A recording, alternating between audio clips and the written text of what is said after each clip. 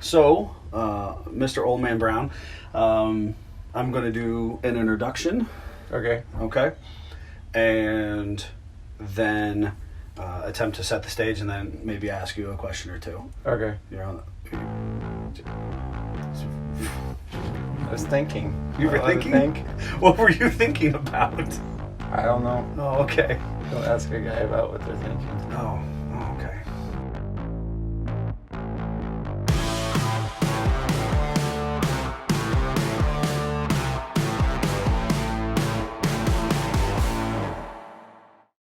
Oh, your poor wife for putting up with you.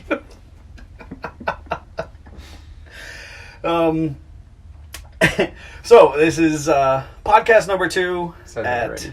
what? You said that already. I did, but I'm bringing us in. I'm bringing us into a focus, and we're shooting from SFJ4x4 inside Old Blue, and we've got the camera set up, and Steph, our camera and editor extraordinaire, and our producer Old Man Brown. Oh boy.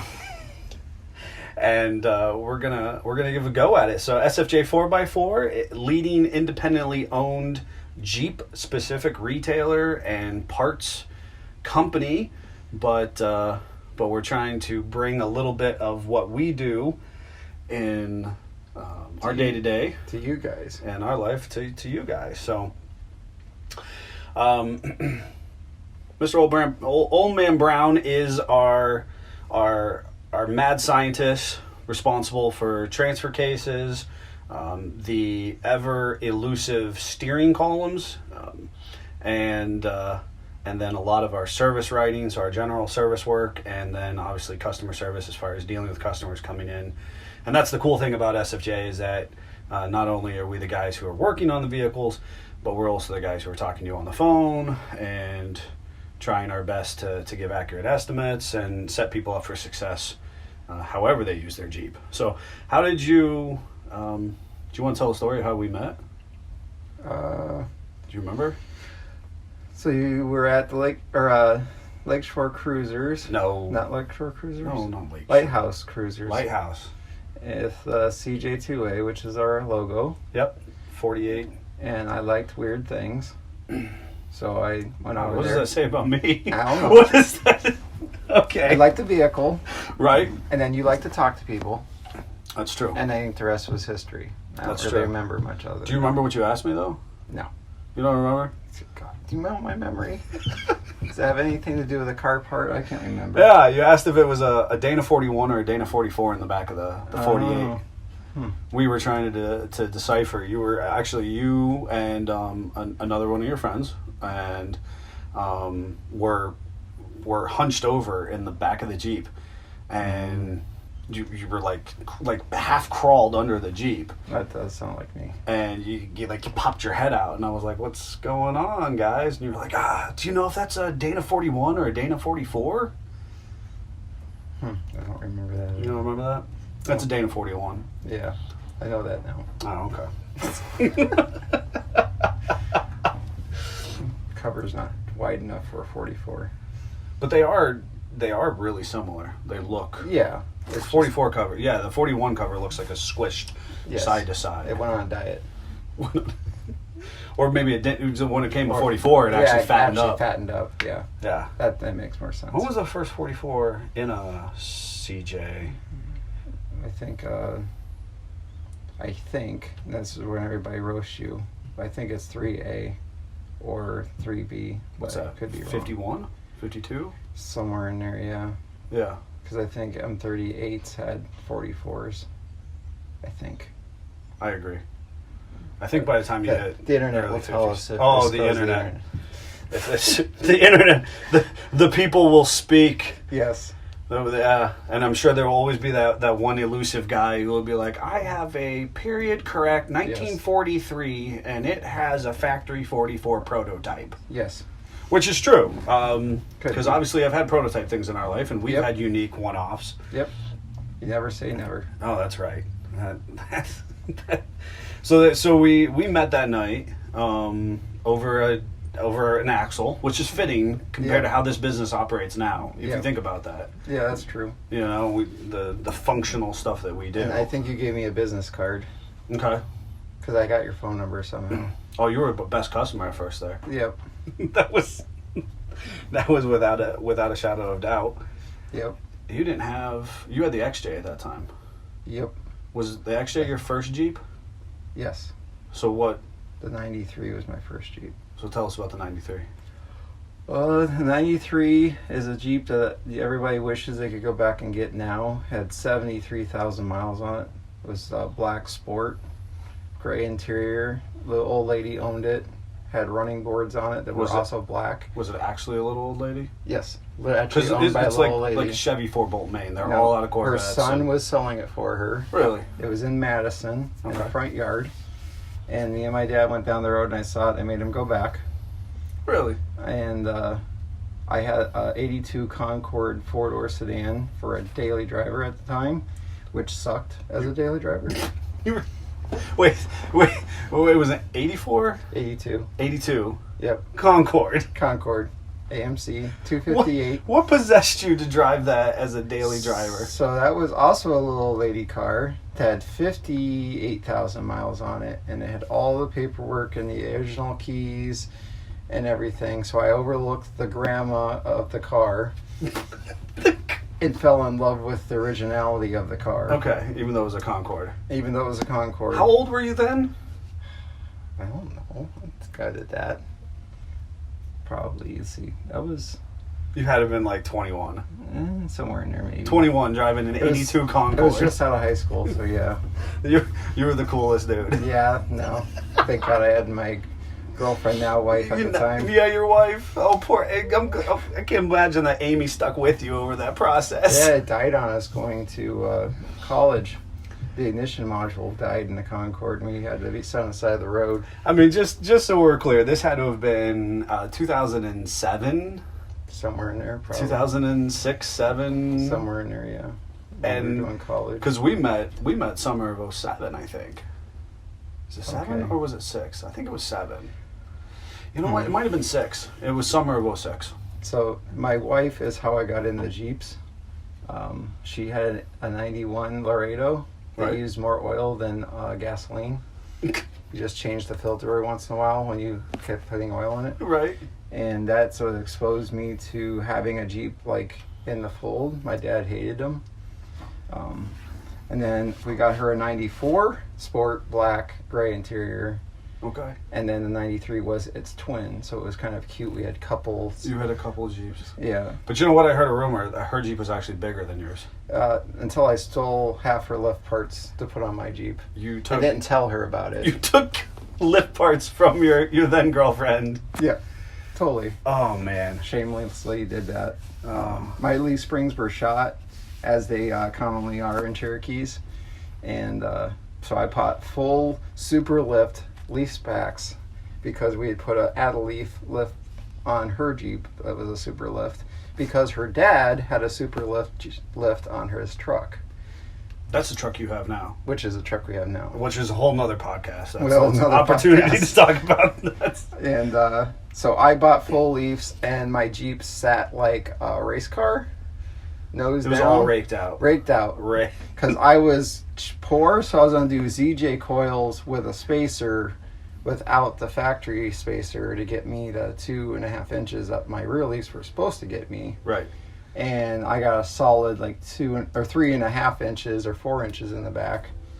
So I stole her front coils, which were 3-inch coils, and put them in mine and gave her the ZJ coils and spacers because her add-a-leafs at this point had sagged out. So then her Jeep sat level instead of nose high.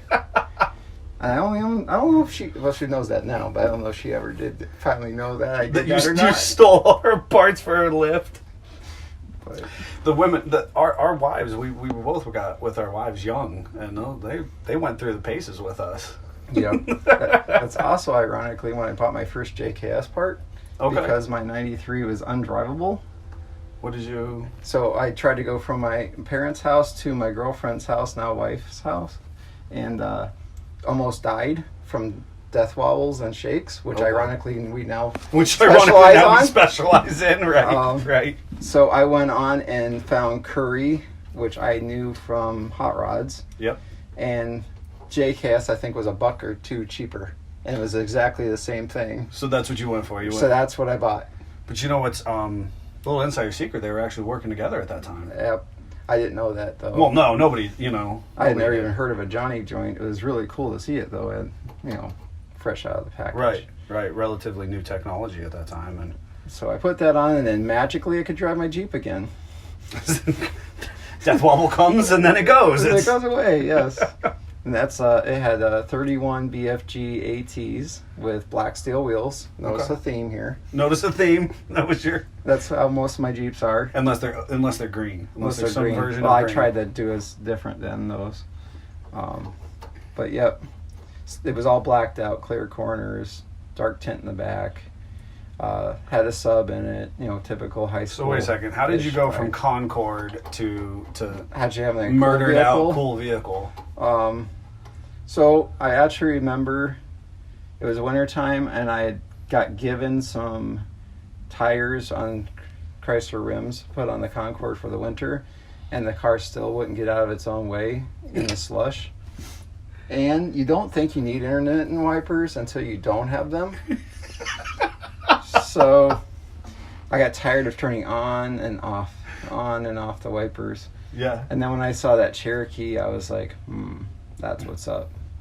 So I sold the Concord, you'll really get a kick out of this, to an ex-girlfriend. No, you did not. That lived down the street from Amy, my wife, then girlfriend. Yeah, then girlfriend. Yeah, which was dating my cousin.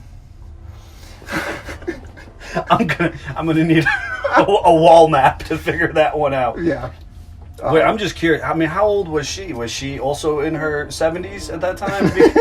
She didn't care. Somebody wanted an 82 Concord? I had brownfied the Concord, so it was all new parts. Brownified, is that's our internal term for which means I put a ton of money into it, and I'll never hopelessly be able to get out of it.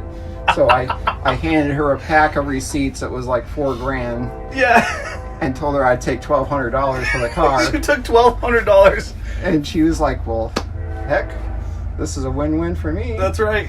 So she drove off into oblivion with a very grandma-esque Concord, which then I got to watch go up and down my wife's road from there on out. She drove it up and down the road from there on out. Yeah. So you kind of kept track of that one. Ironically, I actually bought that car back after she tried to junk it. Are you kidding me? No. You bought that? When did you buy that car back? Oh, God. I had that car back when I was in Jefferson Road when you came to get me out of Jeeps. Yeah. Yeah. I remember the Concord. I didn't realize off of it are on the Rambler.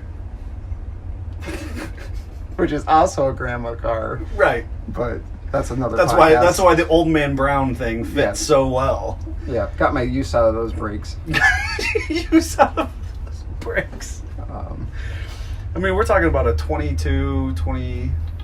in 07, that car would have been 22 to 24 years old, right? Something like that. Yeah. Which was, it was daily 25. drove in high school when me and Amy were in high school by a friend of my wife's.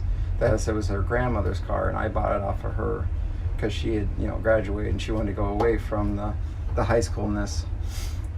So that poor car just... Till I finally scrapped it, put it out of its misery. So you did end up scrapping it? Yeah. Oh, okay. Yep. Okay. And you, the Jeep, you said the 93, where did it go? The 93 got sold to a very nice gentleman that loved everything that Scott did to it because I put way too much money into it. And you brownified it again and got rid of it before you get your money back. And it was cutie, a little boy about our son's age now, and he tried his darndest to climb up in that Jeep, which they're spry for little kids. They're able to do it, but he drove that for quite a while. Then I lost track of it. I don't know where it went from there. I hope it's being a good Jeep somewhere, but it's probably a tin can by now. Probably recycled and on a container in one of the oceans at this point. Yep. Getting ready to be made into something else. But that's why I have the Jeep I have now. That is. And we'll get into that at a later date. Because, I mean, we've got lots of Jeeps, cars, stories about family and friends. Yep. And I'm a car hoarder. you are a car hoarder, car hoarder. Self-proclaimed, old soul. And the beauty of SFJ4x4 is the fact that we are purists or enthusiasts. We're not doing this because we're getting rich. That's right. That's right. We're having a good time in the process. I hope folks listening enjoy, and we'll bring more stories of family, friends, faith, Jeeps, off-road vehicles, cars, and other cool aspects, things, adventures. And general shenanigans. General shenanigans. Not burning our shop down. Things. Yeah, well, that's for Greg's podcast. I know, right? Tell me about all the times you've lit rags on fire. I haven't lit them on fire. I know you haven't, but I'm just a safe, put safety into measures for the safety director. For the safety director, right? Yes. So I hope people have enjoyed, and we look forward to you joining us again on the SFJ4x4 podcast.